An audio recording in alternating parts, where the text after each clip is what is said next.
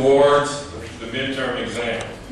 Number one was describe the situation of a child on his or her first day of school. So the thing to keep in mind is this is the child's first real experience outside of the family environment. Even when he goes to the temple, he goes with his family, right? So he's around other people, but he's not alone by himself or herself. So at school is the first time the child is really alone. What do you think is going to happen? And there's, personality-wise, his personality has already been formulated to some degree. But since he's in a new environment, the only thing that you could probably predict would be to relate this idea to the biological causes. Miss Irene.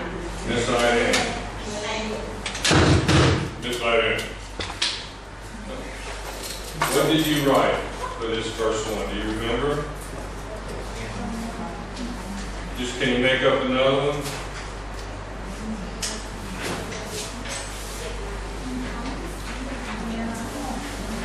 Don't go too fast.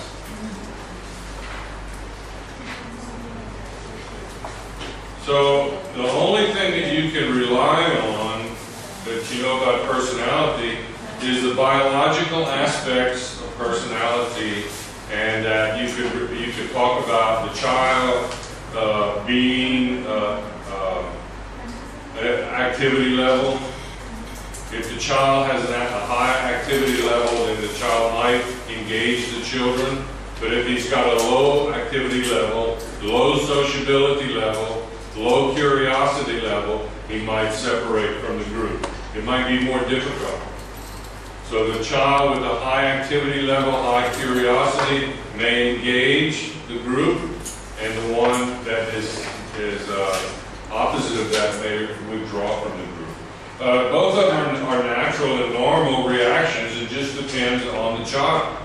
And it doesn't mean that because they don't engage immediately in the group that they're going to, that they have a problem. That just may be part of their biological personality. So activity level, curiosity level, and sociability level could play into the behavior of the child.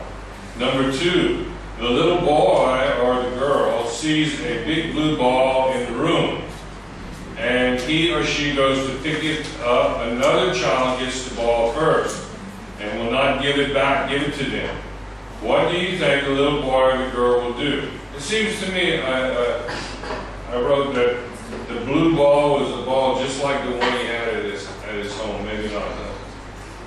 But anyway, at home, he's used to getting his way, might be the youngest, so he might be unhappy.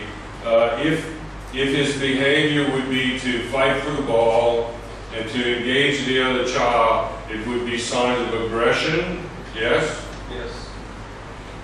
And if he would separate and not engage, he would not be displaying aggressive behaviors. So you can talk about the possibilities of aggressive behavior in this situation. Okay, so and that would be the same for boys or girls. They would both have the same possible reactions. If they would want to fight or to have some kind of engagement with the other child to get the ball, it would be aggressive behavior. Number three, the little boy is looking around and he sees a little girl crying and sucking her thumb. Explain what might be happening to her. What would be happening to this little girl? And this is that she may feel uncomfortable in the group, and she's sucking her thumb to reduce and make herself feel better. There's a name for this. Can you remember the name? Can anybody remember the name?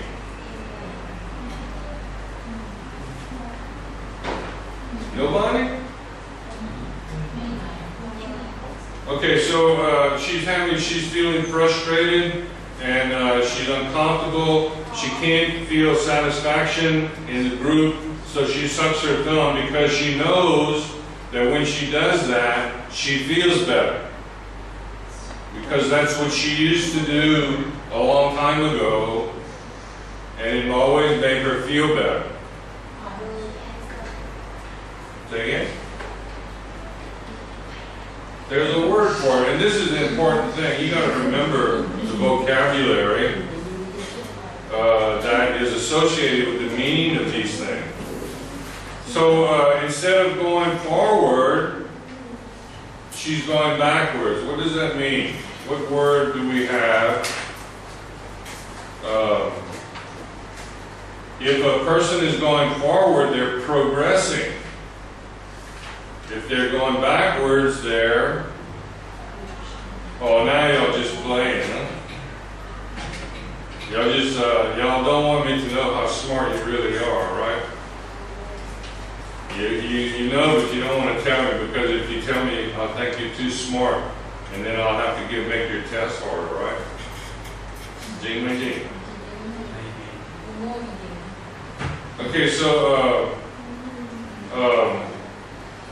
one of the things you can talk about in terms of this is not the same word, they're not the same meaning, but whenever a child or a person is engaged in aggressive behavior, the energy is directed out of them towards other people or towards other situations or even objects.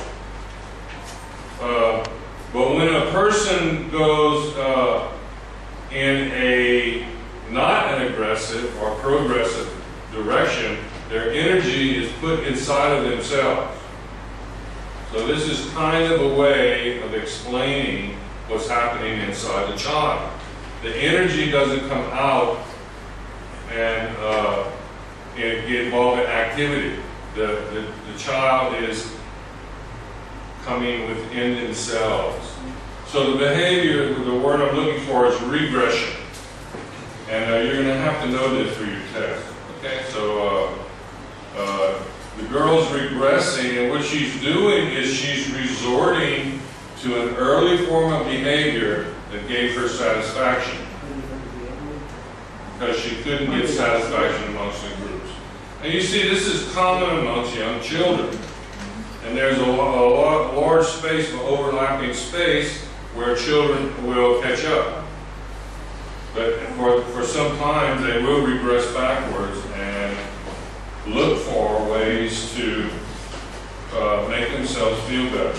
And then there's more sophisticated types of defense mechanisms that we use, and we'll talk about them later, to make ourselves feel better when things in our situation is not working out good. They're called defense mechanisms, and they're going to come up in the next section after the introduction to theory. The next situation you had to define was frustration and dependence. So frustration is the inability to satisfy your objective, and when something is stands in your way of satisfaction, people become frustrated. It's an uncomfortable feeling where you you must take control of yourself, or else you'll result in either regressive or aggressive behavior. The second word was dependency, and that may have given you a little more trouble, because dependency is very much connected to this to parenting styles and to attachment. The more attached a child becomes, in some ways, they can become dependent and unable to act autonomously. If they find themselves in this situation, they usually have to seek help from adults. So that's the way you could define it. Okay, so make sure that you can answer these questions, and we'll move move on with this lesson. Does anybody have any questions?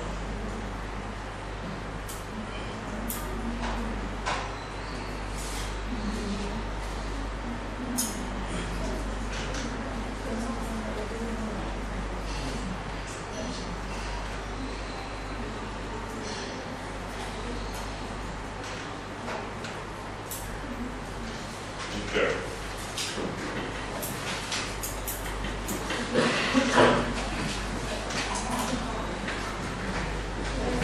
A theory is a group or a system of thinking that is designed to explain some phenomena. Talk about personality as being a construct.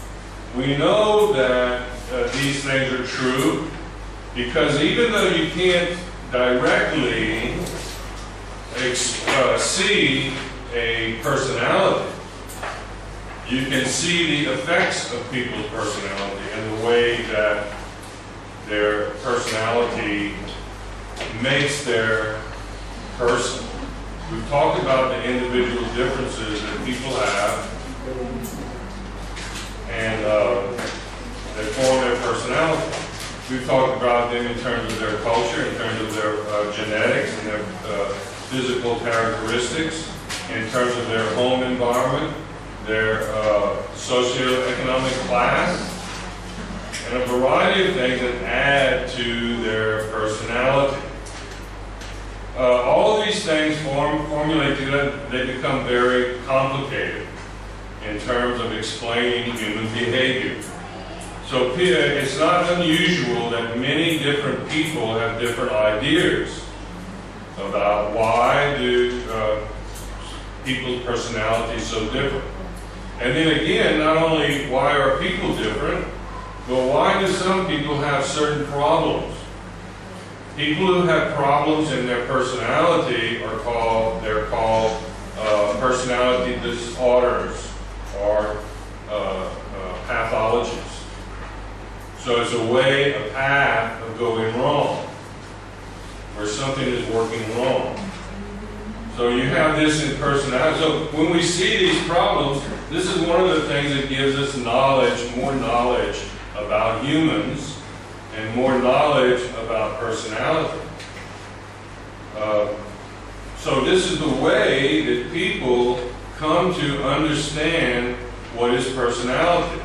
It's not only from the good things, like the physical, the genetics, the culture. It's not only from that, it's also about things that go wrong in personality.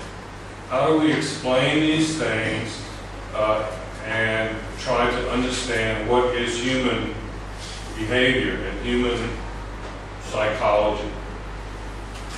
Because it gets so confusing, so different, people in each one of these areas that we talked about, like biology, they see personality in a different way.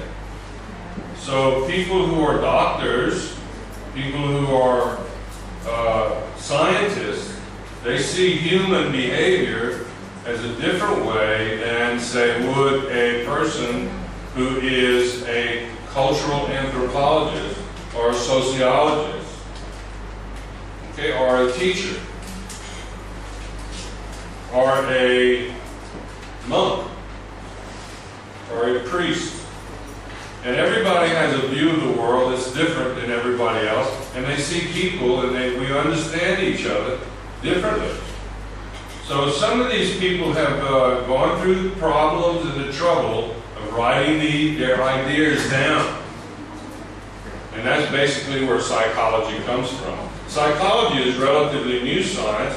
A lot of people didn't want to call it a science because in sciences like physics, you can measure everything exactly. You know, if you're going 50 miles an hour, or 50 kilometers per hour, you're going 50 kilometers. If it weighs a gram, it weighs a gram. But in human psychology, personality, you can't weigh it.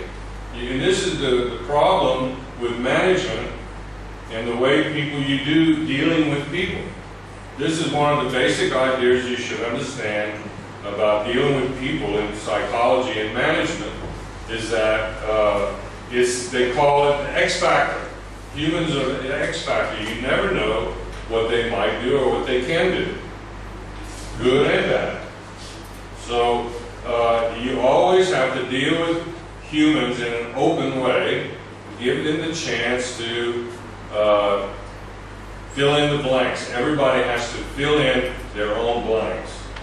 So anyway, the point I'm trying to make here is that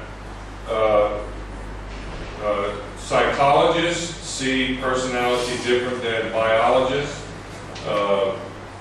Educators in education see human personality as different than other people, and different perspectives on personality. And they have their own theories, and that's what we're going to talk about today. The different theories and perspectives towards personality. Let's define personality again before we get started. This is the same definition that's in your book. Broad, what does that mean, broad? Broad. Broad, have you ever heard somebody say, I'm studying abroad this summer? Something like that? Yeah, outside the country. But really, that's not the real meaning. They use that to mean that. But really, it means to expand, to go bigger, to be bigger. So when you're studying abroad, people say that it means I'm going out of my country, I'm going into a bigger area. I'm going to study abroad. Broad just really means getting bigger.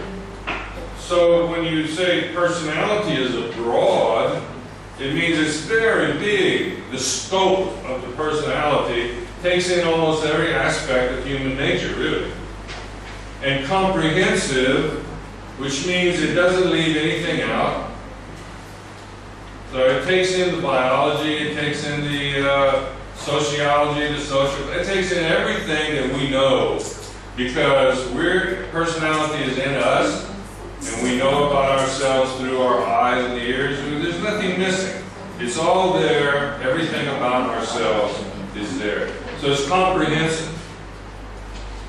Concept, or a construct, you could say, covering the organization of an individual's predisposition to behavior. And right there you can already section and categorize these ideas into biology, genetics. The predisposition to behavior comes to us. Pre means before, right? It's not a disposition, it's a predisposition. So inherited. So we think that there's some aspects of personality that are inherited. And you know the reasons why we think that. So if they're inherited, if they're with us when we're born, then where did they come from?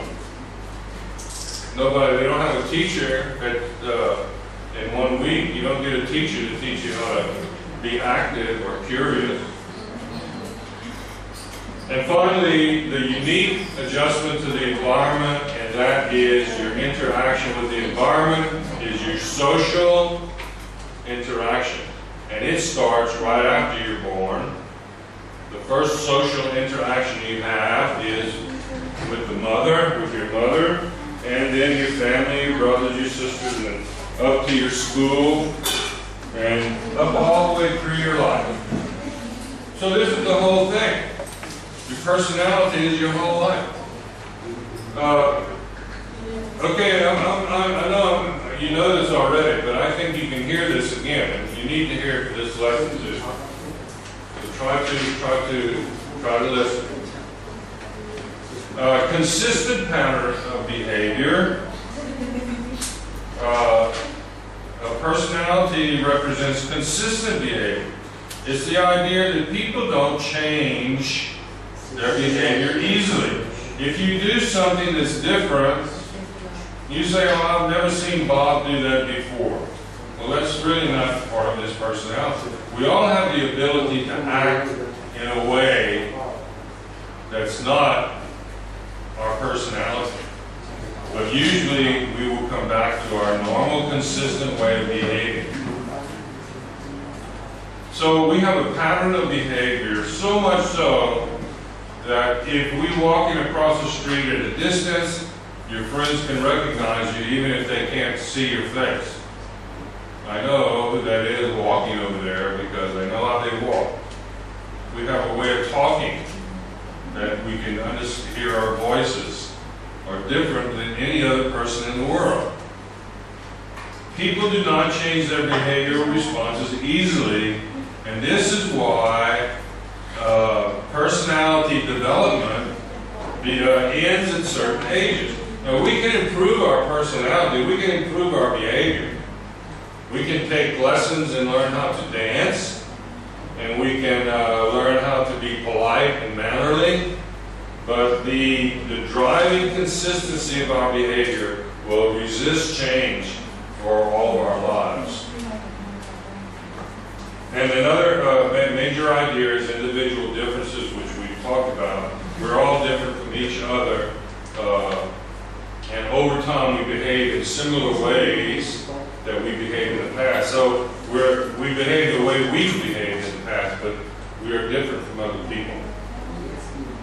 So we're the same as other people in certain ways, and we're different also. So you got to keep that in mind, what that means. Personality is an intrapersonal process that exists in personalities such as emotions, motivations, and cognitive processes that go on inside of us and affect the way we act and the way we feel.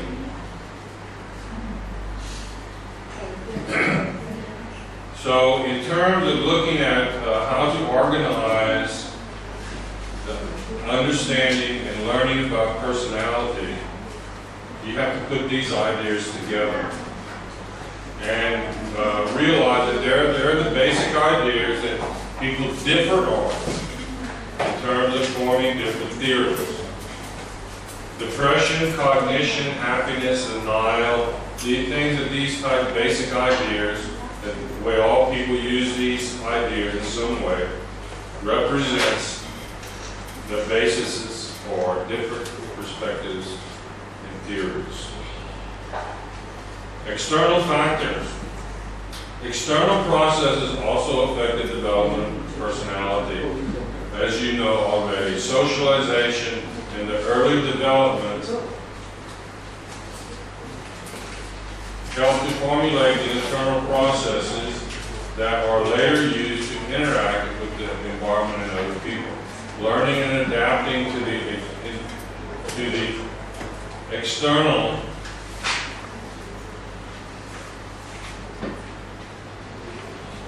environment forms a part of our usual behavior patterns. Okay, so that's the introduction. I think you've heard it before. I don't think it's too boring to listen to it again. These are the things you should know, and it should be easy to come to your ears. So in this lesson, we're going to look at 6 different approaches to personality. Wow, we got a screen, huh? That's amazing. I didn't notice it.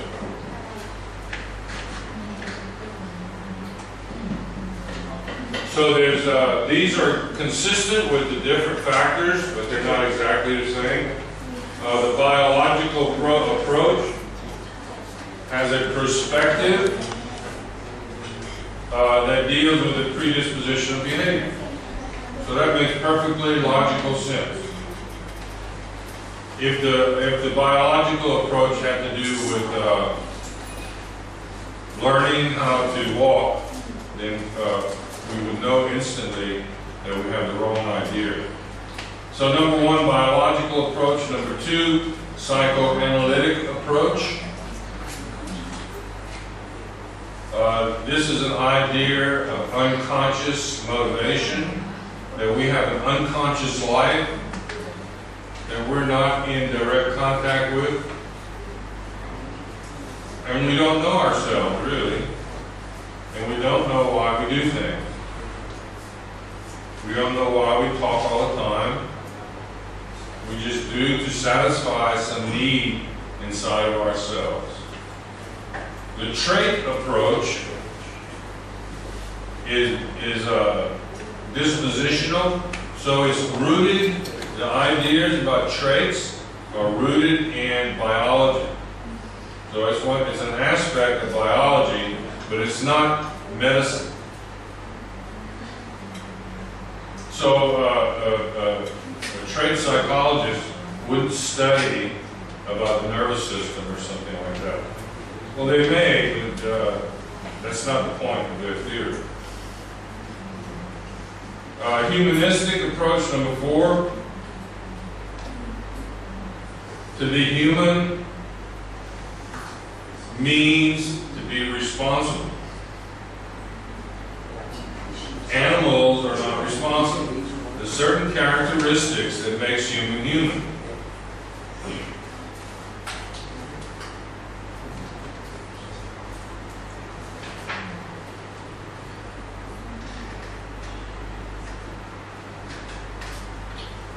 So that's what the humanistic psychologists talk about these things. So it's within the experience of being human that our personality exists. So what is it about humans' experiences that are connected to our personality?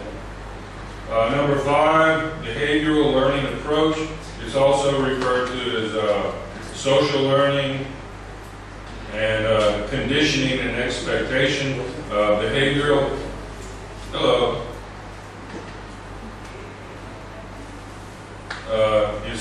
It has to do with social learning theory and conditioning and the basic principles of learning. So we're going to take a look at that. I don't know if we're going to get to all 5 of them, all 6 of them in the course, but we're going to look at it today to give you a brief introduction to it. And then finally, the cognitive approach, which is involved with information processing, but not in a computer, but how do humans process information. Now this is a learning experience, and it is also part of the communication lessons that you get in management. So I'm sure you've heard some of this before. The origin of these theories and this knowledge is psychology. And in terms of management and business management, psychology is very closely associated with this. So you can look at people, if you look at men who are pioneers in understanding human behavior, you can look at, in biology, there was Ivan Pavlov. In psychoanalytic approach was Sigmund Freud. The trait approach, there's several people. My favorite that I like to read about is Hans Eisnig. Humanistic approach, Carl Rogers. Behavioral learning approach is Alfred Bandura. He's still alive. He's like the head of the psychology department at some very, very elite university somewhere. I forget exactly where he teaches. And a cognitive approach, there's a series of cognitive psychologists, Bandura, and a series of these people who put together learning theories and personality theories in psychology. So each one of these people, you got 6 of them, they all come together, and they're all trying to look at personality and see and try to talk together, but they see it and they feel it different because they're looking through biology. If you were looking through the eyes or you're listening with your ear, the information comes in a little different. So these people get together and they try to come out with theories, and this is it's similar to the story about the blind man and an elephant. It's like if they're, in this story, you got 6 men and they're blind, they can't see. But they find an elephant and they're trying to figure out what is this elephant. And so they touch around and feel around and they try to explain to each other what is this we're talking about? What is this that we're experiencing? And this is similar to the way we put together a construct. This is what makes personality and psychological constructs a construct, because we construct it like a building. We build these ideas together until we get a picture. And so that's what these blind men are doing. Each one has an idea, they put it together, and it turns into an elephant. So let's look at it. Here are six guys. They come together and they find the elephant. Now, I found this poem and I put it on the computer PowerPoint just to read it to you. So please listen. This is a good example about how theories come together with a lot of different ideas to make one idea, and they can be wrong too. It was 6 men from Indostan, to learning much inclined, who went to see the elephant, though all of them were blind, that each by an observation might satisfy his mind. The first approached the elephant, and happening to fall against his broad and sturdy side, at once began to bawl. God bless me, but the elephant is very like a wall. The second, feeling of the tusk, cried, "Oh, what have we here? So very round and smooth and sharp, to me 'tis mighty clear. This wonder of an elephant is very like a spear." The third approached the animal, and happening to take the squirming trunk within his hands, thus boldly up he spake, "I see," quoth he, "the elephant is very like a snake." The fourth reached out an eager hand, and felt about the knee, and most this wondrous beast is mighty plain, thought he. "'Tis clear enough the elephant is very like a tree." The fifth, who chanced to touch the ear, said, "Even the blindest man can tell what this resembles most. Deny the fact, who can? This marvel of an elephant is very much like a fan." The sixth no sooner had begun about the beast to grope, than seizing on the swinging tail that fell within his scope, "I see," quoth he, "the elephant is very like a rope." And so these men of Indostan disputed loud and long, each in his own opinion exceeding stiff and strong, though each was partly in the right, and all were in the wrong. So the moral of this story is, so often in theological wars about religion and things we can't know directly, psychology and abstract ideas, the disputants, it seems, rail on in utter ignorance of what each other means, and argue about the elephant that none of them have seen. Okay? None of them have seen. And it comes out looking like that. So if you're blind, you can see an elephant that look like that.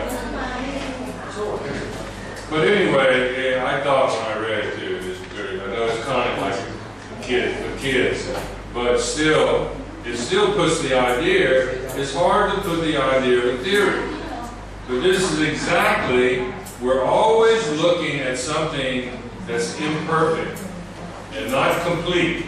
Theories are not finished. They're always unfinished, just like this. So it's worth thinking about. It's worth taking your time. You never know what thoughts and ideas you're going to have because of your studying psychology and personality theory in development. So, I hope you enjoyed that. So we're going to go on here with some more. Anybody have any questions? Theories are continually being reformulated and explaining new knowledge. So every year, there's more and more research being done.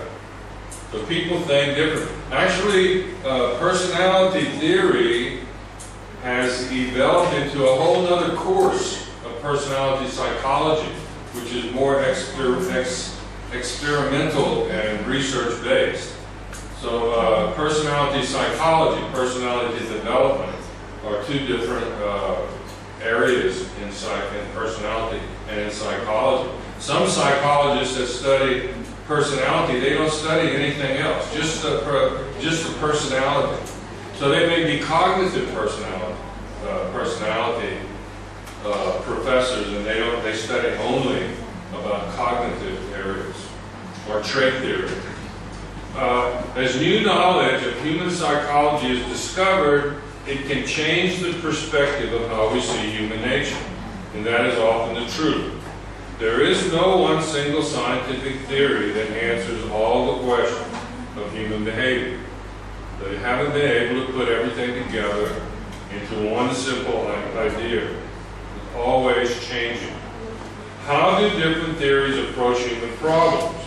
So like we were talking before, this is one way that you can separate the theories and look at how they look at the problems. And this is often more revealing than how they look at the normal formulation, like we talked about, that this aspect is looking at the problems. First, we will look at aggression across 6 different theories, and then we'll look at depression. So you know what aggression is. People think that it's biologically based because women and men are different. But people are different. But just because people are different doesn't mean it's biologically based.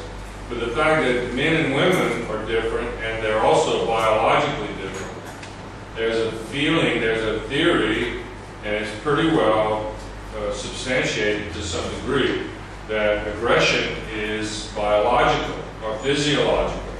It has to do with hormones and chemicals in your body.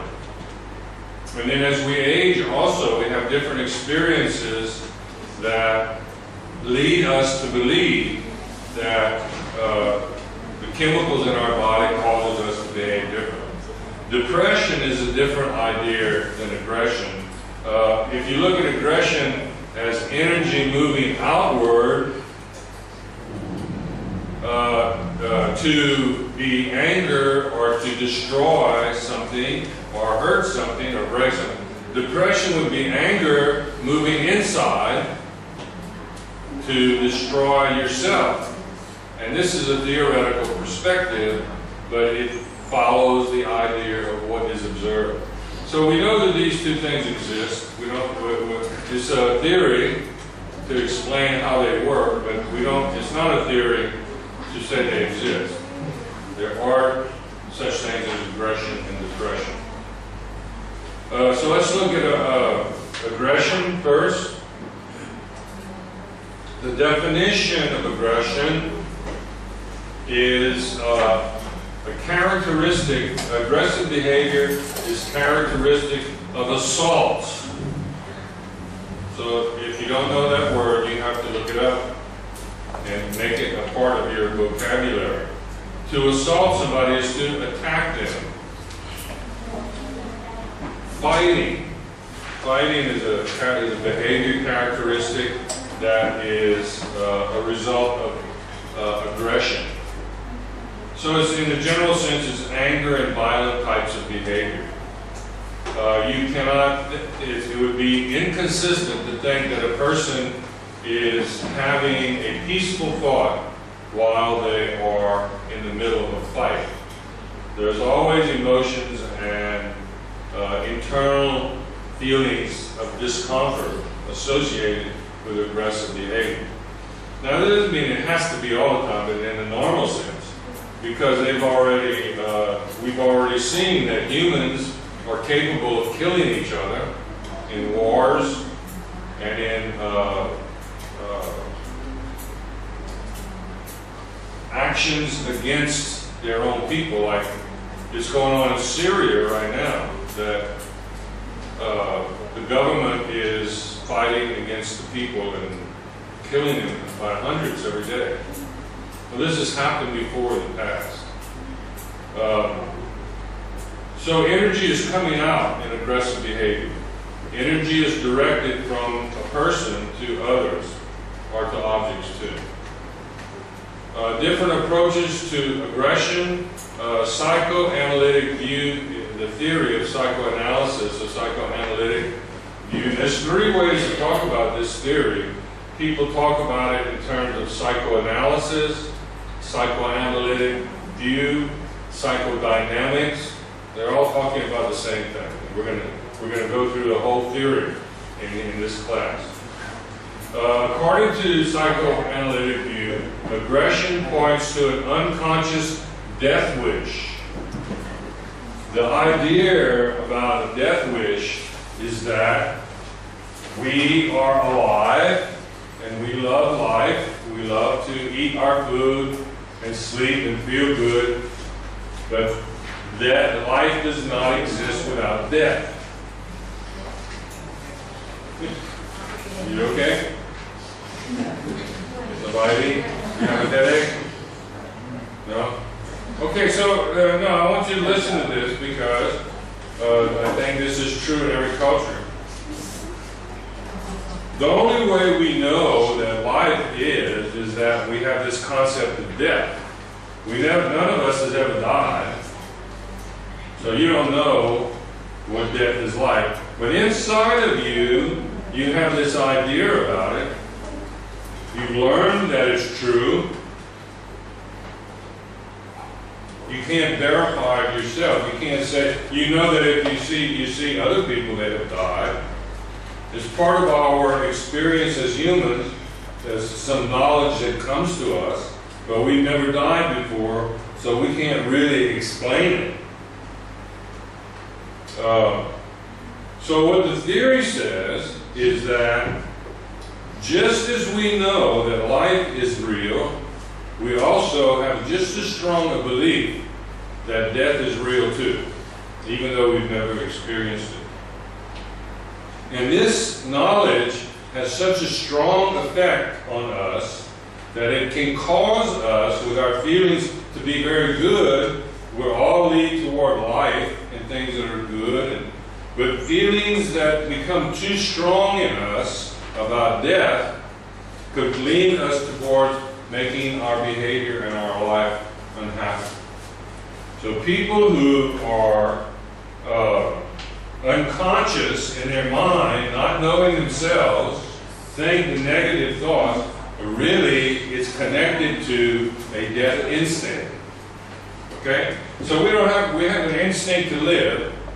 If somebody throws something at me, I can move away without thinking about it. I don't have to sit down there, oh, let's see, I think I'm going to move. And then move. No, you just do it because why? Because you want to avoid pain and you want to seek pleasure.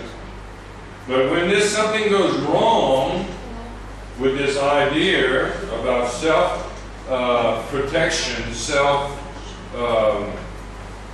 self-adaptation to the environment, then people can end up with a death wish.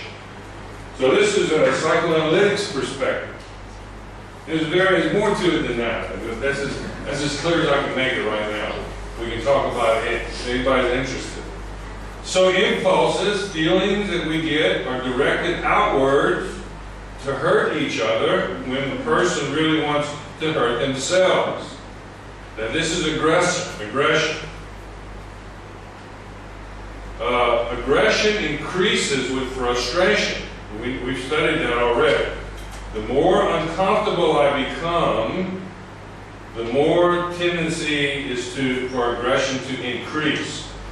Aggressive persons are unaware of the reasons for their behavior. They don't know. Okay? So these are the characteristics of psychoanalytic view. Is that we really don't know ourselves. People don't really know ourselves. We are driven and we are controlled by things that are inside of us that we don't know anything about. Now, this is not 100%. If I want to drink coffee, I go get a cup of coffee. But this is all conscious world. This is the world we know. But there's another world in us that we don't know. And part of ourselves live in that world. It's an unconscious world. This is called psychoanalytic theory. And if you're interested, I can feel it. I can feel it that you got interested in this idea. We're going to study about it. We'll study about it next. Maybe starting next week or soon. So there's other people that look at aggression differently. So we're going to talk about the trait theory. Okay, so I've given you one theory so far, psychoanalytic view, the psychoanalytic theory. Trait theory. Longitudinal studies groups of people in characteristic behavioral responses. So these psychologists started collecting data, like a meta-analysis of all the people and everybody's behavior, and started finding out that some groups of people all behave the same way, and other groups of people behave a different way. And then that behavior patterns went into groups of people that had certain characteristics similar, and they could define and describe personality in terms of these traits.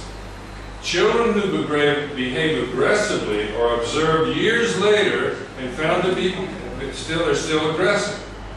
So if you're an aggressive child, you become an aggressive adult. This is the evidence that they have collected, and this is the basis of their theory.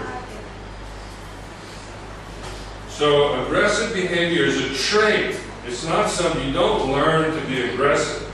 You may learning may help you become more aggressive.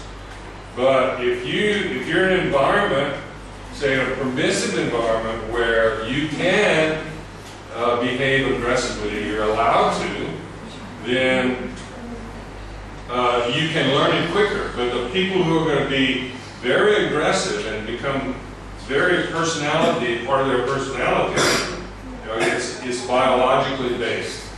That's what they're saying. Aggressive behavior is a trait that describes people. It is a group with other traits that describe the same person. So it would be kind of like this. If all these people are aggressive people, they will have other traits that are similar. Maybe not every person there, but a large percentage of them will have similar characteristics. So aggressive people also, they go study the people inside the aggressive groups. They find out they also talk very loud. They interrupt each other. They're insensitive to others' feelings. They fight. The fighting is a behavior, and it's aggressive in itself. It's defined as aggressive. So aggressive people aren't just aggressive only. They have other characteristics about them, like they talk loud, they interrupt people, they're insensitive to other people's feelings. This is the other characteristics about them. So traits are not just descriptive, but they're also predictive. So I can, if I find out that if I'm around people that talk very loud and they interrupt a lot, then I can pretty much think that under certain conditions they might be aggressive. So this is the way traits work. Okay? Now traits is very important, especially for managers, because trait theory and the Big Five personality, which you may have already learned about, are based on trait theory. So the personality, in the Big Five personality inventory, I forget exactly the name of it, but there's 5 characteristics: introversion, extroversion, conscientiousness. What else? There's 5 of them. I don't remember them all either. But we're going to talk about them in this course. So there's other approaches approaches to aggression besides what we've talked about. The biological theory is genetic-based disposition, which is also connected to traits. But it's more than that. Men tend to be more aggressive than women. Evolution determined that men would hunt and women would gather. But now men still hunt and women still gather. So what's going on? So there must be something keep us to be the same way for thousands and thousands of years. But in the early part, when men was just learning and people were learning to live together, the men would go out and fight with the big elephant, and shoot the arrow at the target to get the target, and that was what men did. And women would stay home and pick berries off of the tree, and make the salad. They still do that. Don't they do? They do that in the United States. The men on the weekend, the men make the barbecue. Okay, they may go fishing, and they may go hunting, or they may go to the store and get the food and the beer. Okay, and you put it outside, you barbecue, and the men all stand outside and barbecue. And then the women in the house make the rice and and cooking and salad, and then you put it together. It's still like it is. It's still like it is. So I didn't notice until I got married. But if I go to the store with my wife, okay, in my mind, I know what I want at the store, right? I walk in the store, I go down to the end, I turn and I get what I want. That's the way life is. That's who I am. But my wife, she goes down, she takes something off, and she read the whole thing, everything. On what? And put it back and get the next one. Yeah. Okay? But I think it's funny, but the truth is that, look, men are hunters, okay? And once again, we got a target. This makes you feel strong, Jing my jing. So when you do that, you just feel natural. And what women want to gather, they want to pick the bush. It's so pretty. So am I. I'm going to keep it. No, but I think it's just a way to tell a story. And the story is that some of our behavior, some of our personality comes from our ancestors. It's not an accident that we have differences. It's not an accident that men are more aggressive than women. It's part of our biology. And that's the biological theory. And there's other theories and other ways to explain the differences between men and women.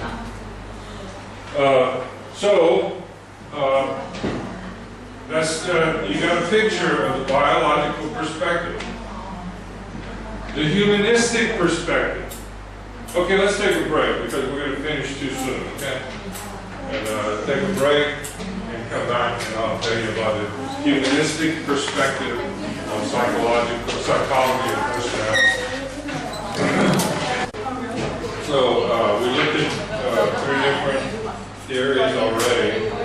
Psychoanalytic theory, trait theory, biological theories, which trait theory is also biological. And now we're going to talk about the humanistic viewpoint for just a minute. Humanistic psychology is different in many ways. It says that people are basically good and that man can help himself to improve his life and work out his problems himself. What happens is that people come into the world, they're born good, and they learn how to satisfy desires that are not really their own desire. We're trying to satisfy desires that belong to other people or to society, for instance. So we have an ideal self that we have in our mind a purpose. This is kind of like social learning theory in a way, because we have an idea about what is the most beautiful woman. What does she look like? If you close your eyes, you can think about it. And if you're a man, you can think about what is the most beautiful woman for me. You know, you can close your eyes and think about that. If you're a woman, you can think about the perfect man. What does the perfect man look like? Everybody knows, right?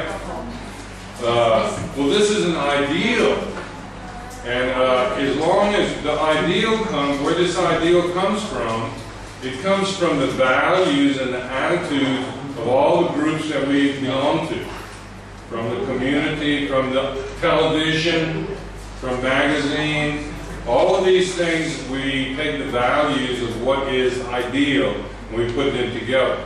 So as long as we're trying to satisfy the ideals that are the values of society, then we're really not trying to, this is where all our problems come from. All our problems come is that we're chasing after something that is ideal but doesn't really exist in our life.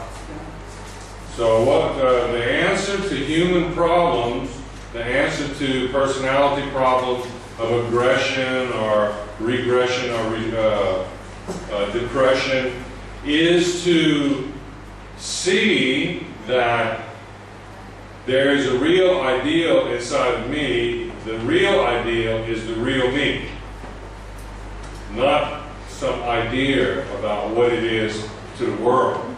But I have a real me, and you have a real you, and to be in touch with that, and there's a way of thinking, a logic. So if people have these problems, they can be helped by understanding themselves more. So this is the simple idea. We're going to look at Carl Rogers, who's one of the first people to put these ideas down in a therapeutic way, so that people came to him. And he was also an educator. He was also wrote a lot of education books, is responsible for the collaborative learning.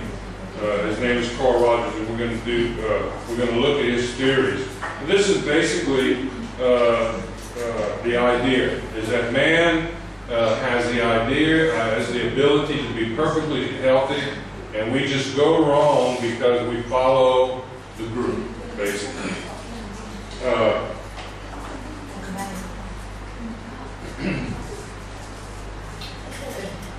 There's several ideas about humanistic. The humanistic psychology comes from a philosophy called existentialism, which is the basic idea of to exist.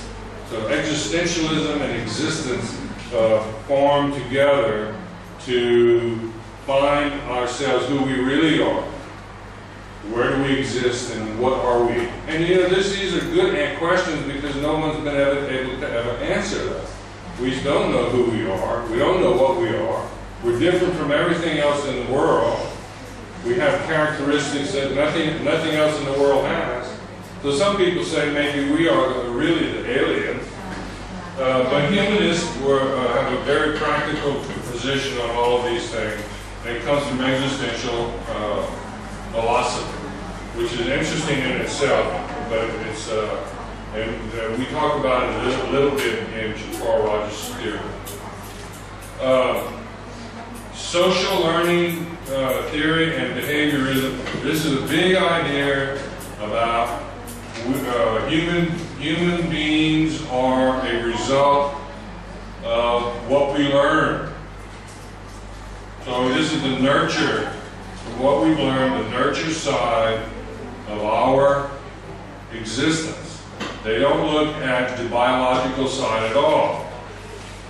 So if a child gets good results from fighting or pushing others around, they will continue the aggressive behavior. So what they say is that people who behave aggressive learn to behave aggressive. It's not biological.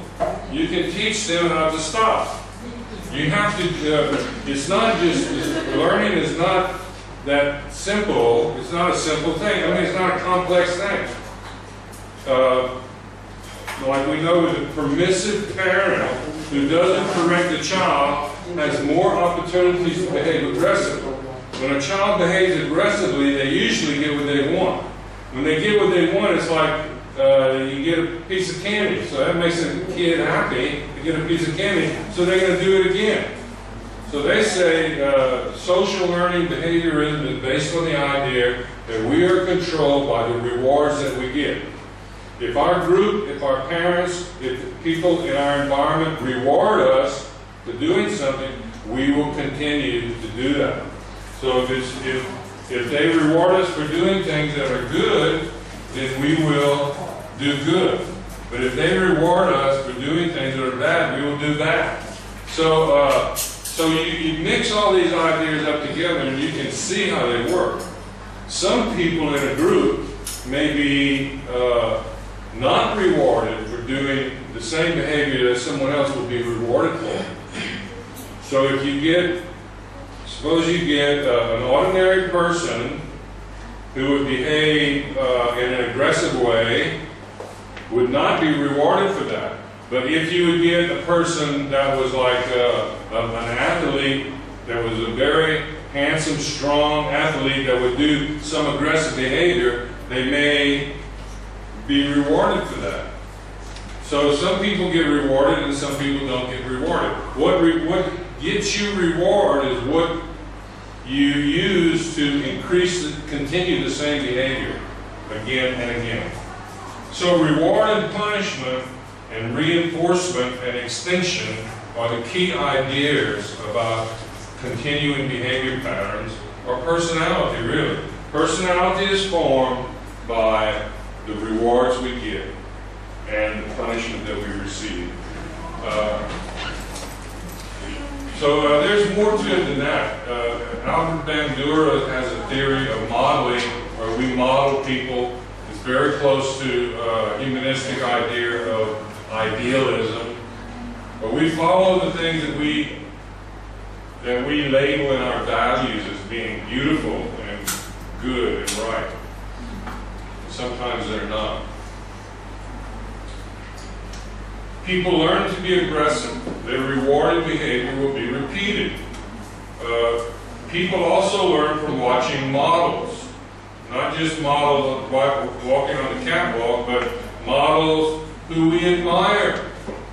Like Albert Einstein, or Tom Cruise, or Nicole Kidman, or who are all the beautiful women and all the athletic men. We see that, we follow that, and it's a business, really, it's a business. One of the other ideas about this is that if we learn from watching models, what about television? What's happening to kids who watch TV? Are they learning to kill people? Is it good for children to watch violence on television? Yes or no? No. Well, probably not, because it's been proven in research studies that kids watching violent movies behave violently. So it increases aggression in children. And there's been research to prove it. And we're going to look at some of them. But the thing about it is that they won't make rules governing action and violence on television because they make money. People make money from that. They know already that it's not good for young kids. So they put a rating. You know, maybe it's R restricted or X or something no good, but people still get to see them. They go through because it's an industry. But our society is changing every year, every 10 years, every 20 years, 30 years. The standards change more and more. Violence is going up, murder is going up, the population is going up too. But we're going to see. We don't know what we are. We're going to find out. Cognitive perspective says that aggression is a behavioral response that is determined by how a person interprets a situation. Everybody's capable of everything. You can be aggressive if you want to or not. It depends on how you evaluate the situation. So if somebody's going to attack you, you can defend yourself and be aggressive. But this is just a perfect explanation. When presented with a vague situation, a person evaluates meanings differently. So it just depends. The meaning of the situation determines the behavior. People are intelligent, smart people, and we have the ability to understand our own situation. But other theories believe that this is really obviously not true. We're governed a lot by our emotions, by our feelings, and a lot of times we're wrong. We really don't have a perfect cognitive perspective to follow on the theories. Okay, so we're going to look at, go through these again real quickly and take a look at how they work again one more time.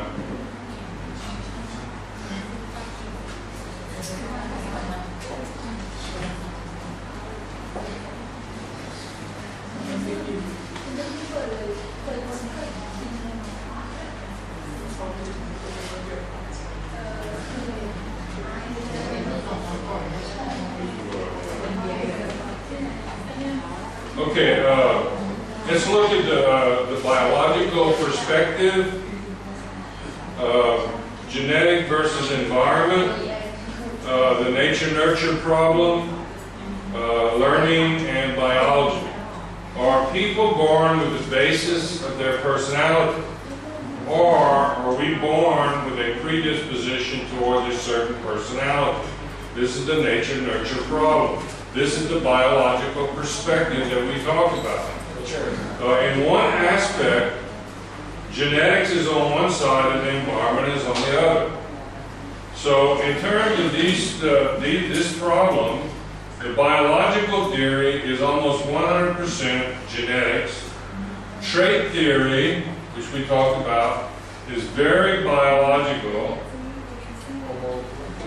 And psychoanalysis is also about in the middle, but tends towards biological explanations. So the development of the child goes in stages: the eating stage, the toilet training stage, the things we talked about that follow the development, the physical development of the child. It's biological. But it's not all biological. Humanistic, behavioral, social learning, cognitive theories tend to follow an environmental or learning perspective. You can learn how to behave correctly. You can learn how to behave wrong. And learning is the basic environmental things that happen in your situation that causes frustration can be the cause of your behavior. So genetics say that it's biological, environmental, that the causes of your behavior is in the environment. Consciousness versus unconsciousness. To what extent are people aware of their own behavior? To what extent do you know yourself? Psychoanalysis says the causes of our behavior, we have no idea what they are. They say humans behave completely unaware of why we behave the way we do. That's psychoanalytic analysis. Behavioral and social learning is kind of between conscious and unconscious. We behave according to what happens in our social situation. We learn from our situation and what's going on how to be a good student, right? We learn more from each other on how to be a student than we do from the rules of the school. True or false? Humanistic, trait theory, and cognitive come closer to the conscious side. They believe it's through the thinking processes, through understanding, that we control our behavior. Our behavior is controlled by the functioning of our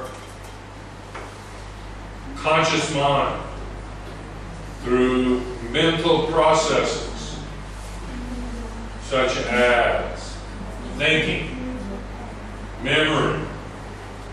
Do you remember them? Okay, well, all of our thinking processes are the conscious parts of our personality. Determinism and free will, we haven't really spoken about this problem, but what do you believe?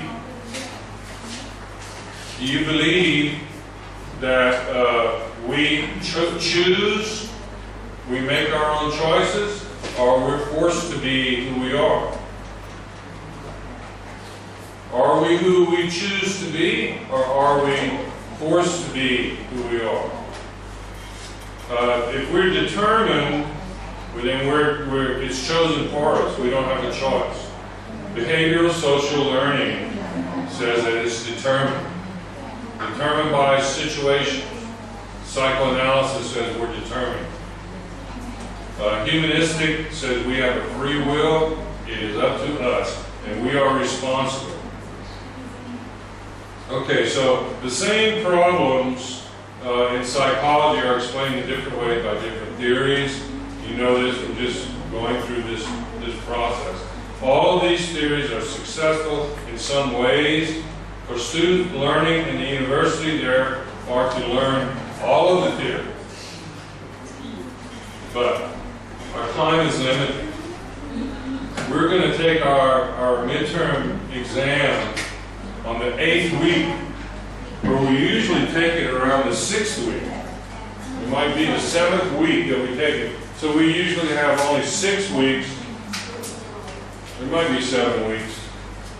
We're going to have an extra week before midterm. So this means that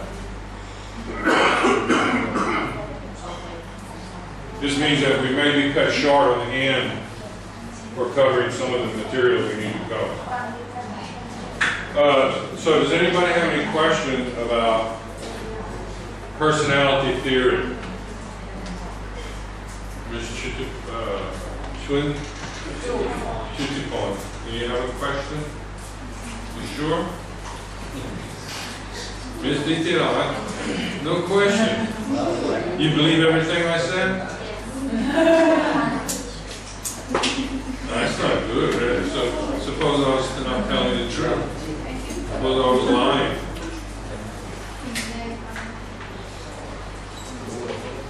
I wouldn't lie to you, would I?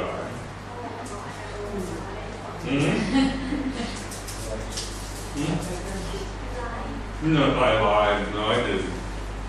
But suppose I said something was wrong. Suppose I don't know. Suppose I think it's true. But I don't know. No, say that again? No, things change so fast, today, that some things that you might think was wrong, was right yesterday, they change their minds about it. Doesn't mean somebody's lying, but some people can have the wrong idea. And sometimes they think that people a long time ago had the wrong idea, and now they find out they were really right, So we never know. The world's changing. And it seems like it's changing faster and faster all the time. So, I don't know, but I think I think everybody in this room has a big job for your life. I think that when I was about your age, that's when Elvis Presley, you know who that is? That's when Elvis Presley was a superstar. And some of this, when I look back on it, some of this is social problems and the social things that have happened has been difficult, different than for other generations before. And I think now for this group, for you and your generation, I think you're going to have problems to deal with that it's hard to imagine what they're going to be. And you're going to have to live through your life just like everybody. So to me, I think the answer though is always the same. Learn everything you can. Structure your life and try to find out how to make good decisions. Okay? Okay, we got a few more minutes left.